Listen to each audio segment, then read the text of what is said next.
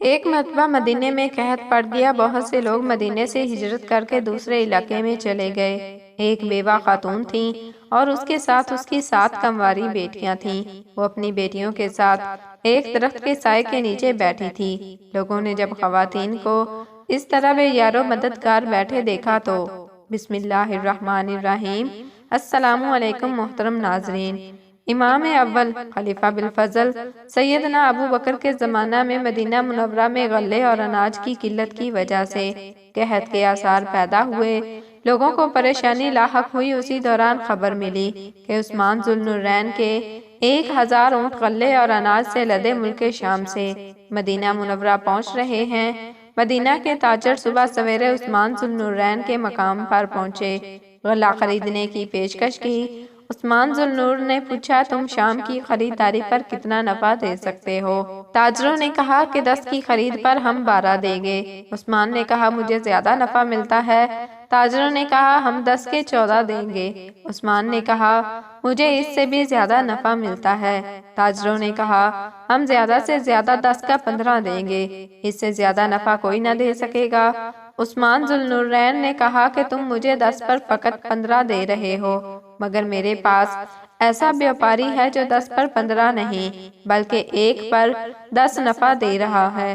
تاجروں نے پوچھا وہ کون تاجر ہے؟ فرمایا وہ تاجر تمہارا، میرا اور سب کا خالق و مالک اللہ تعالیٰ ہے، جو ایک کے بدلے میں 10 عنایت فرماتا ہے۔ اے تاجرو، میں تم سب کو گواہ بنا کر کہتا ہوں کہ یہ سارے کا سارا غلہ میں بغیر کسی نفع اور بغیر کسی قیمت کے اللہ کی خوشنودی کی خاطر مدینے کے تمام لوگوں پر خیرات کرتا ہوں۔ ہر شخص اپنی ضرورت کے موافق اناج حاصل کر لے، کسی سے کوئی پیسہ اور کوئی قیمت وصول نہیں کی جائے گی۔ سیدنا عبداللہ بن عباس رضی اللہ تعالیٰ عنہ کا بیان ہے کہ جس دن عثمان ذو النورین کے غلہ اور اناج لوگوں میں تقسیم کر کے اہل مدینہ سے قحط دور کیا، اسی شب میں نے خواب میں رسول اللہ صلی اللہ علیہ وآلہ وسلم کی زیارت کی۔ میں نے دیکھا کہ حضور صلی اللہ علیہ وآلہ وسلم ایک عمدہ سواری پر نوری پوشاک زیب تن کیے بڑی تیزی کے ساتھ کہیں تشریف لے جا رہے ہیں۔ نور کی چھڑی آپ کے ہاتھ میں ہے اور جو جوتا آپ نے پہن رکھا ہے اس کے تسموں سے نور کی شعائیں پھوٹ رہی ہیں۔ میں نے حضور صلی اللہ علیہ وسلم کو دیکھا تو زیارت کے شوق سے آگے بڑھا، عرض کی یا رسول اللہ، میرے ماں باپ آپ صلی اللہ علیہ وآلہ وسلم پر قربان ہوں، مجھے آپ کی ملاقات کا بے حد اشتیاق ہے۔ آپ صلی اللہ علیہ وآلہ وسلم نے فرمایا مجھے جلدی ہے، کیونکہ عثمان نے اللہ کی راہ میں اناج سے لدے 1000 اونٹ صدقہ کیے ہیں۔ اللہ نے عثمان کی یہ قربانی اور خیرات قبول کر کے جنت میں عثمان کی شادی کا بندوبست کیا ہے اور میں اس جشن شادی میں شریک ہونے جا رہا ہوں۔ یہ بات طے شدہ ہے کہ حضور صلی اللہ علیہ وآلہ وسلم کے آغاز نبوت سے لے کر حضور صلی اللہ علیہ وسلم کے سفر آخرت تک عثمان ذو النورین ہر غزوہ اور ہر مہم میں حضور صلی اللہ علیہ وآلہ وسلم کے ساتھ شریک اور ہمراہ رہے ہیں، لیکن بعض مہمات ایسی بھی ہیں جن میں حضرت عثمان ذو النورین کی شخصیت ایک نرالی اور آپ کی شرکت ایک منفرد مقام رکھتی ہے۔ چنانچہ غزوہ بدر کے موقع پر حضور صلی اللہ علیہ وآلہ وسلم کی بیٹی سیدہ رقیہ شدید بیمار تھیں۔ حضور صلی اللہ علیہ وسلم نے عثمان ذو النورین کو حکم دیا کہ وہ غزوہ بدر میں شریک ہونے کی بجائے اپنی بیوی سیدہ رقیہ کی تیمارداری میں مشغول رہیں۔ اس لیے حضور صلی اللہ علیہ وسلم کے حکم سے سیدنا عثمان ذو النورین غزوہ بدر کے وقت مدینہ منورہ میں سیدہ رقیہ کی تیمارداری کرتے رہے اور جنگ میں بنفس نفس شمولیت نہ کر سکے، مگر بدر کی فتح کے بعد حضور صلی اللہ علیہ وآلہ وسلم نے عثمان ذو النورین کو بدری صحابہ میں بھی شمار کیا، جو اس بات کا بین ثبوت ہے کہ عثمان اصحاب بدر میں سے ہیں۔ عثمان ذو النورین کے علاوہ 7 اور صحابہ بھی ہیں جو حضور صلی اللہ علیہ وسلم کے حکم سے غزوہ میں شامل تو نہ ہوئے، لیکن حضور صلی اللہ علیہ وسلم نے ان کو غنیمت میں سے برابر کا حصہ عطا کر کے ان کو بدرین کا اعزاز عطا فرمایا۔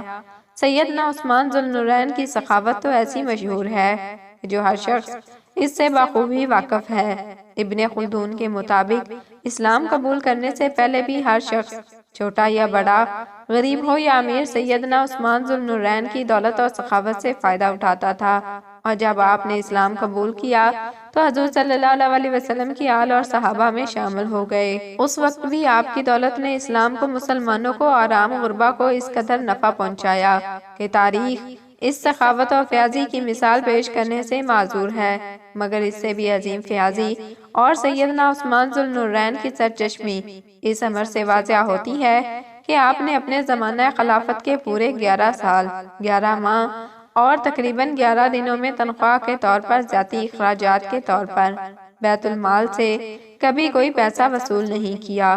آپ اپنی ذاتی یا گھریلو ضروریات کے لیے، لوگوں پر صدقہ اور خیرات کے لیے، صلح رحمی کی طور پر اپنے رشتہ داروں کے لیے جو کچھ خرچ کرتے اپنی جیب سے خرچ کرتے تھے۔ تاریخ ابن خلدون حصہ اول صفحہ نمبر 467 پر تبری کی ایک روایت نقل کی گئی ہے جس میں تبری نے کہا ہے، سیدنا عثمان ذو النورین اپنے زمانہ خلافت میں ہر سال حج کو جاتے تھے، مقام منی میں اپنا خیمہ نصب کراتے تھے، جب تک حجاج کو کھانا نہ کھلا لیتے لوٹ کر اپنے خیمے میں نہ آتے تھے۔ ان تمام اخراجات کا بیت المال سے کوئی تعلق نہ تھا، بلکہ سب کچھ اپنی جیب خاص سے خرچ کرتے تھے۔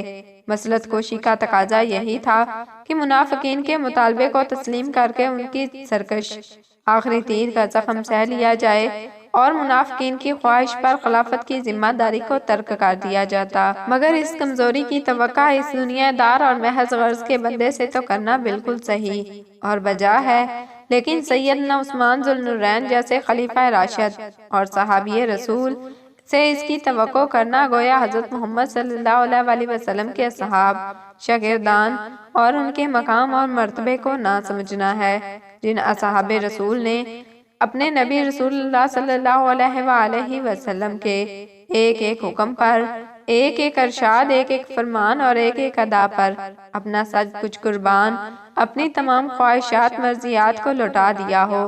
ان کے بارے میں یہ تصور کرنا کہ وہ حضور صلی اللہ علیہ وسلم کے ارشاد کو فراموش کر کے اپنے تن کی آسائش اور جان کے تحفظ کی خاطر کوئی کمزوری یا مسلط کوشی اختیار کریں گے، پرلے درجے کی نادانی ہے۔ سیدنا عثمان ذو النورین نے اشتر کے مطالبہ کے مقابلے میں جس شجاعت عظیمت کا مظاہرہ کیا، حضور صلی اللہ علیہ وسلم کے ارشاد کے مطابق عثمان ذو النورین کو اس شجاعت و کردار کے مظاہرہ کا حق حاصل تھا، کیونکہ حضرت محمد صلی اللہ علیہ وسلم اپنی حیات میں ہی عثمان ذو النورین سے فرما چکے تھے، اے عثمان، اللہ تعالیٰ تم کو قمیض خلافت عنایت کرے گا۔ منافق تم سے وہ چھیننا چاہیں گے، لیکن تم اسے منافقین کے حوالے نہ کرنا یہاں تک کہ ہم سے آن ملو گے۔ کیا حضور ختمی مرتبت کے اس واضح ارشاد کے باوجود سیدنا عثمان سے یہ توقع کی جا سکتی تھی کہ وہ حضور کے فرمان کو پس پشت ڈال دیتے اور چند بدماشوں کا ناجائز مطالبہ مان کر خلافت ان کے حوالے کر دیتے؟ جو شخص ایسا سوچتا ہے وہ عثمان کے عظیم مقام کو سمجھتا ہی نہیں۔ عثمان ذو النورین نے وہی کیا جو کچھ حضور صلی اللہ علیہ وسلم نے ان سے ارشاد فرمایا تھا۔ نتیجہ یہ ہوا کہ سیدنا عثمان ذو النورین نے اپنی جان تو دے دی، مگر حضور صلی اللہ علیہ وسلم کی وصیت و نصیحت کو نہیں چھوڑا۔ حضور صلی اللہ علیہ وآلہ وسلم کے ارشاد کے علاوہ اگر عام نقطہ نگاہ سے سیدنا عثمان ذو النورین کے کردار پر غور کیا جائے تو پھر بھی کہنا پڑتا ہے کہ عثمان نے شر پسندوں کے مطالبہ پر خلافت نہ چھوڑ کر انسانیت کی پوری تاریخ میں عظمت و شجاعت کی ایک ایسی مثال روایت کی ہے جو اہل بیت کے لیے روشنی کا مینار ہے، کیونکہ اگر آپ شر پسندوں کے مطالبہ پر خلافت سے دست شکست ہو جاتے تو یہ کہا جاتا کہ بزدلی کی وجہ سے آپ نے خلافت کو چھوڑ دیا، لیکن انتشار پسندوں، اوباشوں اور بدماشوں کے مقابلے میں استقامت کا مظاہرہ کر کے خلیفۃ المسلمین سیدنا عثمان ذو النورین نے ثابت کر دیا کہ اصول کے لیے جان تو دی جا سکتی ہے، مگر غیر ذمہ دار، انتشار پسند اور منافق فطرت لوگوں کو حکومتیں بنانے یا توڑنے کا حق ہرگز نہیں دیا جا سکتا۔ اس کے بعد ام المومنین سیدنا ام حبیبہ کھانے کی کچھ چیزیں لے کر اپنے خچر پر سوار ہو کر آئیں۔ بلوائیوں نے آپ کو روکا، آپ نے فرمایا، میں عثمان کے پاس جا رہی ہوں اس لیے کہ بنی امیہ کی امانتیں ان کے پاس ہیں، ایسا نہ ہو کہ بیوہ اور یتیموں کا مال ضائع ہو جائے۔ باغی بولے، تم کو عثمان کے پاس ہم نہیں جانے دیں گے۔ اس دوران باغیوں نے ایسی ہلڑ بازی کی، ام المومنین سیدنا ام حبیبہ گرتے گرتے بچیں۔ اہل مدینہ کو پتہ چلا تو انہوں نے ام المومنین کو توڑ کر پکڑ لیا، باغیوں کے نرخے سے آپ کو نکالا اور آہستہ آہستہ آپ کو آپ کے گھر واپس لائے۔ آپ کے محاصرے کو 40واں روز ہو رہا تھا اور باغی آپ کو شہید کرنے کا فیصلہ کر چکے تھے۔ کھانے کی ہر شے آپ سے روک دی گئی تھی اور پانی کے ایک ایک قطرے سے آپ کو محروم کر دیا گیا تھا۔ ادھر عثمان ذو النورین کو بھی حضور صلی اللہ علیہ وسلم پر نور نے خواب میں تشریف لا کر خبر دے دی تھی کہ عثمان آج تم ہمارے پاس آ جاؤ گے اور آج کا روزہ تم ہمارے ہاں افطار کرو گے، اس لیے سیدنا عثمان ذو النورین جام شہادت نوش کرنے کے لیے پوری طرح تیار ہو چکے تھے۔ خواب میں حضور صلی اللہ علیہ وسلم پر نور کے دیدار سے مشرف اور منور ہونے اور اپنے آقا مولا کی زبان سے اپنی شہادت کی خبر پانے کے بعد اس فاقہ کش شہید اور بے مثل سخی نے باغیوں اور ظالموں کے ظلم و تشدد کے سبب بھوک پیاس ہی کی حالت میں روزے کی نیت کی، نماز فجر کے بعد نیا پجامہ زیب تن کیا اور شہادت کو گلے لگانے کے لیے سراپا شوق انتظار بن گئے۔ وقت تیزی سے گزر رہا تھا۔ جمعۃ المبارک 35 ہجری 18 ذوالحج کو سورج بلند سے بلند ہو کر نصف النہار پر پہنچ چکا تھا۔ مسجد نبوی کے میناروں سے جمعۃ المبارک کی اذان جماعت مسلمین کو نماز جمعہ کی اجتماع کی دعوت دے چکی تھی۔ باغیوں کے گراؤ کے باعث امیر المومنین نے جمعۃ المبارک کی نماز گھر پر ہی ادا کی اور نماز جمعۃ المبارک کے بعد شہادت وصال کے انتظار میں تلاوت کلام پاک میں مشغول ہو گئے۔ نماز عصر کا وقت قریب آیا تو آپ قرآن حکیم کے پہلے جز کے آخری رکوع کی اس آیت پر پہنچ چکے تھے جس کے متعلق حضور صلی اللہ علیہ وآلہ وسلم نے ارشاد فرمایا تھا، اے عثمان تم سورہ بقرہ پڑھتے ہوئے شہید ہو جاؤ گے اور تمہارے خون کے قطرے قرآن مجید کی اس آیت پر گریں گے، جس کا ترجمہ ہے کہ بس تیری طرف سے ان کو تیرا اللہ ہی کافی ہے اور وہ خوب سننے والا اور جاننے والا ہے۔ اسی اثناء میں باغی بھی مکان کی پشت کی طرف سے آپ کے مکان میں کود گئے تھے۔ محمد بن ابی بکر قاتلوں کی رہنمائی کر رہے تھے۔ محمد بن ابی بکر کے ساتھ قتیلہ سودان بن حمران، وافقی بن حرب، عمرو بن حمق، عمیر بن زابی اور عبد الرحمن بن ادلیس وغیرہ بھی آپ کے مکان کے اندر داخل ہو چکے تھے۔ مکان میں داخل ہوتے ہی سب سے پہلے ان بدماشوں نے سیدنا عثمان ذو النورین کی داڑھی پر ہاتھ ڈالا اور آپ کی داڑھی کو زور زور سے کھینچنے لگے، پھر آپ کے سر میں تیر چبویا اور لوہے کے ڈنڈے سے آپ کے سر پر ضربیں لگائیں۔ ایک گستاخ نے قرآن شریف کو ٹھوکر لگائی اور قرآن شریف فرش پر گر گیا۔ ایک نے آپ پر تلوار کا وار کیا جس کو آپ کی زوجہ سیدنا نیلہ نے روکنا چاہا۔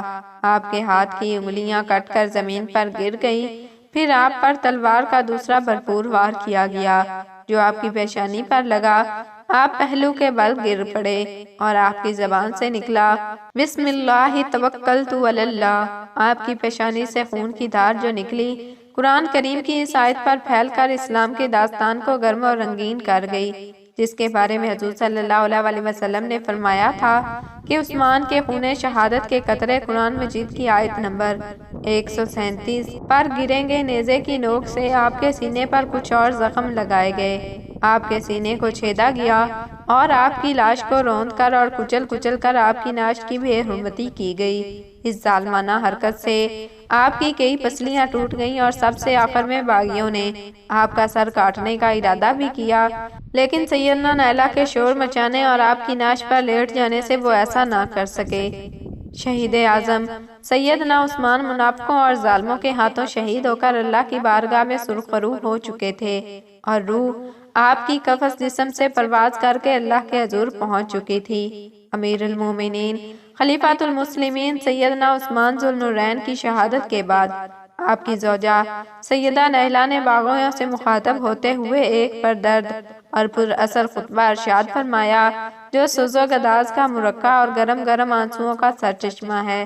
آپ نے اللہ کی حمد و ثنا کے بعد فرمایا، ذو النورین حضرت عثمان تمہارے سامنے مظلومانہ حالت میں قتل ہوئے۔ ان کا قتل معذرت خواہی اور عوام کی مرضی اور اعتماد حاصل کرنے کے باوجود ہوا۔ برادران اسلام، نہ تو میرے یہاں کھڑے ہونے پر تعجب کرو اور نہ میری باتوں کو فضول سمجھو۔ میں بسمل ہوں، اشکریز ہوں، مجھ پر مصیبت کا پہاڑ ٹوٹا، میں عثمان ذوالنورین کی جان کا صدمے میں دوچار ہوئی ہوں۔ وہ عثمان جو رسول اللہ صلی اللہ علیہ وآلہ وسلم کے دور میں صاحب فضیلت، مرجع انعام اور نبی کی مجلس مشاورت میں صاحب الرائے کی حیثیت رکھتے تھے۔ وہ رسول اللہ صلی اللہ علیہ وسلم کے تیسرے جانشین تھے۔ وہ پسندیدہ اور برگزیدہ شخصیت کے مالک تھے۔ فضائل میں کوئی ان سے آگے نہ بڑھ سکا، گناہگار سے گناہگار نے ان کی فضیلت میں کوئی شک نہ کیا۔ عام مخلوق نے زمام حکومت ان کے حوالے کی، ان کے حقوق کو سمجھا، ان کے اثار، ان کی روش اور ان کے طریقہ کی تعریف کی۔ کوئی شخص ان کے مقابل نہ تھا، ان کی خیر اور بھلائی میں کسی کو انکار نہ تھا۔ ہر شخص نے عثمان کی کرم فرمائی کی تعریف کی۔ مسلمانوں نے اس وقت اپنی سلطنت اور قوت کی نگہداشت عثمان کے حوالے کی جب وہ کفر کے تاجران سے جنگ آزما تھے۔ عثمان نے ہدایت والا راستہ اختیار کرتے ہوئے رسول اللہ صلی اللہ علیہ وآلہ وسلم اور پہلے دو خلفاء ابو بکر اور عمر کا طریقہ اپنایا۔ عثمان نے سرکشوں کا قلعہ کما اور شیطانی نظام زندگی کا خاتمہ کیا، ناجائز شوکت و وقار کو مٹایا، حتیٰ کہ دین اور صراط مستقیم کو وسعت ملی اور کفر سمٹ کر رہ گیا۔ عثمان برے لوگوں کی لغزشوں سے چشم پوشی اور نیککاروں کی نیکی پر ان کی حوصلہ افزائی کی۔ وہ اپنے مالوں سے تمہاری مدد کرتا رہا۔ عثمان کے دور میں تمہارے معاملات حسن خوبی کے ساتھ سر انجام پانے لگے، مگر خود تم نے ان کے ساتھ خیانت کی۔ تم نے بے داغ زندگی کے مالک، اللہ تعالیٰ کی کتاب سمجھنے والے نرم زبان عثمان پر وہ سختیاں کی ہیں کہ کوئی بھی ان سختیوں کو گوارا نہیں کر سکتا۔ تم نے ان کا خون بہایا، ان کے حرم کو بے حرمت کیا۔ تم نے 4 حرمتوں کو بیک وقت پارا پارا کیا، ایک اسلام کی حرمت، دوسرے خلافت کی حرمت، تیسری احترام والے مہینے یعنی ذوالحج کے ماہ کی حرمت، اور چوتھی مدینہ منورہ کی حرمت کو ضائع کیا، اور آخرکار تم نے اس شہید کی لاش کو دفن کرنے میں بھی رکاوٹ پیدا کی۔ لیکن یاد رکھو تمہاری ان ناپاک کوششوں اور قتل کی سازشوں کا انجام جلد معلوم ہو جائے گا۔ اے اللہ، ظالموں کو بدترین بدل اور ذلیل زندگی نصیب کر۔ یاد رکھو تمہارے پوشیدہ ارادے تم کو غلامی کا طوق پہنائیں گے، تمہارے راستے یکسر بند ہو کر رہ جائیں گے۔ اس کے ساتھ تم کو عثمان یاد آئیں گے، لیکن تم کو نصیب نہ ہوں گے۔ تم عثمان کے جانے کے بعد اللہ کی ناراضگی کو برداشت نہیں کر سکو گے۔ تم ڈھونڈو گے کہ وہ عثمان جو مصیبتوں میں کام آتا تھا، جس نے رسول اللہ کی 2 صاحبزادیوں کے ذریعے حضور صلی اللہ علیہ وسلم کی دامادی کا شرف حاصل کیا تھا، جس کا دسترخوان اور نیک ارادے وسیع تھے، وہ عثمان کہاں گیا؟ لوگوں، تم ایک تاریک اور وحشتناک اور غضب آلود فتنے میں مبتلا ہو چکے ہو۔ تمہارے معاملات شر کی نظر ہو چکے ہیں، مستحق لوگوں کو ان کے حقوق ملنا مشکل ہو گیا ہے، نیکی کا ہر درجہ بدی کی نظر ہو گیا ہے، شر ہر طرف سے تعاقب کر رہی ہے۔ اگر تم نے خلافت عثمان کو وحشت آلود نگاہوں سے دیکھا تو ابھی اور ابھی بہت کچھ وحشت افزا نظروں سے دیکھنا ہوگا، مگر اب کوئی ندامت کام نہیں آئے گی اور تمہاری کوئی عذر خواہی بھی نہ سنی جائے گی۔ ایک مرتبہ مدینہ میں قحط پڑ گیا، بہت سے لوگ مدینہ سے ہجرت کر کے دوسرے علاقے چلے گئے۔ انہی لوگوں میں ایک عظیم خاندان تھا جو آل رسول صلی اللہ علیہ وآلہ وسلم سے تھا۔ یہ ایک بیوہ خاتون تھی اور ان کے ساتھ ان کی 7 کنواری جوان بیٹیاں بھی تھیں۔ جب مدینہ کے منافقین نے ان کا مذاق اڑایا کہ آل رسول صلی اللہ علیہ وسلم کا خاندان بھوکا اور بے سر و سامان ہے، تو ان بیوہ خاتون نے ہجرت کرنے میں ہی غنیمت جانی۔ آپ اپنی بچیوں کے ساتھ بڑے تکلیف دہ مراحل سے گزر کر سمرقند پہنچیں۔ راستے کی تھکان اور بھوک پیاس کی تکلیف نے مزید چلنے سے روک دیا، تو آپ ایک درخت کے سائے میں اپنی بچیوں کو لے کر بیٹھ گئیں۔ لوگوں نے جب باپردہ باوقار خواتین کو اس طرح بے یار و مددگار بیٹھے دیکھا تو ایک صاحب نے کہا کہ یہاں 2 لوگ بڑے سخی ہیں، ایک حاکم جو مسلمان ہے اور دوسرا مجوسی، آپ ان سے پناہ لے لیجئے۔ وہ خاتون اٹھی اور مسلمان حاکم کے گھر کے دروازے پر دستک دی۔ ایک ادھیڑ عمر شخص آیا۔ آپ نے کہا کہ دیکھیں میں مسافر ہوں اور میرے ساتھ میری جوان بچیاں بھی ہیں، آپ مسلمان ہیں، اس لیے آپ سے درخواست ہے کہ مجھے پناہ دیجئے، میں بہت پریشان ہوں اور رات ہونے کو ہے۔ اس شخص کے چہرے پر ناگواری کے اثرات نمایاں تھے۔ پھر خاتون نے کہا کہ دیکھیں، میں مدینہ سے ہجرت کر کے آئی ہوں اور میرا تعلق آل رسول صلی اللہ علیہ وسلم سے ہے۔ اس شخص نے کہا، کیا دلیل ہے کہ تم آل رسول صلی اللہ علیہ وسلم سے ہو؟ خاتون نے جواب دیا کہ میں بڑی عجلت میں گھر سے نکلی ہوں، میرے پاس تو کوئی نشانی نہیں کہ میں آل رسول صلی اللہ علیہ وسلم سے ہونے کا ثبوت دے سکتی۔ اس شخص نے بڑی بیزاری سے کہا، جاؤ جاؤ اماں، یہاں تو نہ جانے ایسے کتنے آتے ہیں۔ وہ خاتون واپس آ کر بیٹھ گئی۔ کسی نے کہا کہ آپ فلاں گھر پر جائیں، وہ مایوسی کا گھر ہے، وہ شخص بہت سخی اور ہمدرد ہے۔ آپ اٹھیں اور اس کے دروازے پر دستک دے کر وہی الفاظ کہے جو مسلمان کو کہے تھے۔ یہ سننا تھا کہ مجوسی کے چہرے کا رنگ فک ہو گیا۔ اس نے فوراً اپنے گھر کا دروازہ کھول دیا اور نہایت عزت و احترام سے آپ کو گھر میں بٹھایا اور اپنی بیوی سے کہا کہ ان لوگوں کے کھانے پینے کا بندوبست کرو۔ تم نہیں جانتی کہ یہ کتنے عظیم لوگ ہیں، یہ آل رسول صلی اللہ علیہ وآلہ وسلم سے ہیں۔ یہ کہتے ہی اس شخص کی آنکھوں میں آنسو آ گئے اور وہ جلدی سے سودا لینے چلا گیا۔ ابھی اس واقعے کو ایک ہی دن گزرا تھا کہ اس مجوسی کے گھر پر ایک شخص نے دستک دی۔ مجوسی نے دروازہ کھولا تو پڑوسی مسلمان حاکم کو پایا، ننگے سر ننگے پیر، پریشان حال۔ مسلمان حاکم نے کہا کہ تیرے پاس ایک خاندان آیا ہے، اس کو میرے حوالے کر دے۔ مجوسی نے کہا کہ اب وہ میری پناہ میں ہے۔ مسلمان نے کہا، جا جا، تیرا کیا کام، تو مجوسی ہے اور وہ مسلمان ہے اور آل رسول صلی اللہ علیہ وسلم سے ہیں تو ان کو نہیں رکھ سکتا۔ مجوسی نے کہا کہ جب وہ تیرے پاس آئے تھے تو نے ان کو کیوں واپس کر دیا اور اب کیا ہوا ان کو لینے آیا ہے؟ مسلمان نے کہا کہ جب میں اس خاندان کو واپس کیا اور میں دوپہر کو سویا تو مجھے رسول صلی اللہ علیہ وسلم خواب میں نظر آئے۔ آپ صلی اللہ علیہ وسلم نے فرمایا کہ یہ جو سامنے سونے کا محل ہیرے موتی اور جواہرات سے مرصع ہے، یہ ایک ایمان والے کا ہے۔ میں نے کہا، حضور صلی اللہ علیہ وسلم، میں ایمان والا ہوں۔ آپ صلی اللہ علیہ وسلم نے فرمایا کہ تیرے پیاس کیا دلیل ہے کہ تو ایمان والا ہے؟ میں گھبرا کر اٹھ گیا اور میں سمجھ گیا کہ رسول اللہ صلی اللہ علیہ وسلم نے مجھ سے دلیل کیوں مانگی۔ یہ سن کر مجوسی آنکھوں میں آنسو لیے زور زور سے ہنسنے لگا۔ مسلمان نے حیران ہو کر پوچھا، تو ہنس کیوں رہا ہے؟ اس مجوسی نے کہا کہ بن دیکھے سودا کیا تھا، تو نے خواب پورا نہیں دیکھا۔ جب رسول اللہ صلی اللہ علیہ وسلم کے پاس تو آیا، میں رسول اللہ صلی اللہ علیہ وسلم کے برابر میں کھڑا تھا۔ جیسے ہی آنکھ کھلی، میں نے اور میرے پورے خاندان نے کلمہ پڑھ لیا۔ جا جا اپنا کام کر، وہ محل میرا ہے۔ اس عظیم خاندان کی مدد اور بدولت اللہ رب العزت نے مجھ سمیت میرے پورے خاندان کو ہدایت دی ہے۔ وہ ایمان والا بھی میں ہوں اور وہ محل بھی میرا ہے۔ اللہ تعالی ہمیں دین کی مکمل سمجھ بوجھ نصیب فرمائے اور ہمیں نیکوکاروں میں شامل کر دے، آمین۔ ناظرین، کمنٹ باکس میں اللہ تعالیٰ کے 99 ناموں میں سے ایک نام ضرور ٹائپ کریں۔ جزاک اللہ۔